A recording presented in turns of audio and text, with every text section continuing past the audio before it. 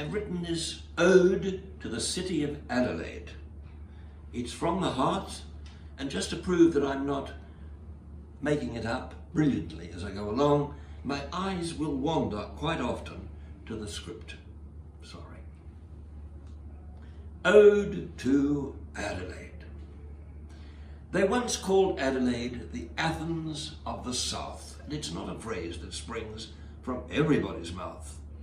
Yet Melbourne is my hometown, so I have to be discreet, but the Paris end of Collins Street is not a patch on Melbourne Street.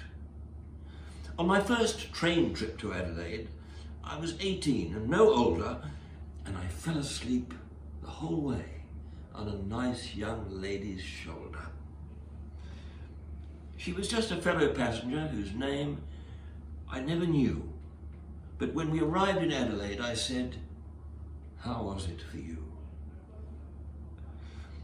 On my first time in your city, I was more than slightly nervous when they told me you'll find Adelaide seethes beneath the surface. All my illicit romances take place in Adelaide, and there are many more attractions that leave Sydney in the shade. Oh, those lovely trips to Glenelg on that mulberry-coloured tram, Holden motors, pies and floaters, and beer and bogey jam, Haigs and ditters, fritzy fritters, by the Torrens with a girl, picnics on your banks and giving thanks for your blessed Barossa pearl. I love your suburbs, Adelaide, which I'm longing to explore. Gilberton, Hindmarsh, Sefton Park, Semaphore, Springfield and Unley Park, where I always love to go. And best of all, Glen Osmond, home of Jeremy Cordeaux. Bob Francis and Jay Walton were once my dearest friends, and the list of South Australian greats is a list that never ends.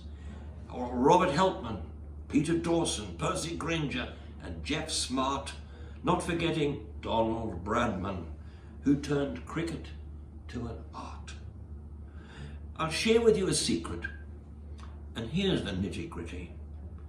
A southern town called Adelaide is my favourite Aussie city. I'm coming back to you one day while I'm still alive and breathing, and I'm pretty sure I'll find Adelaide still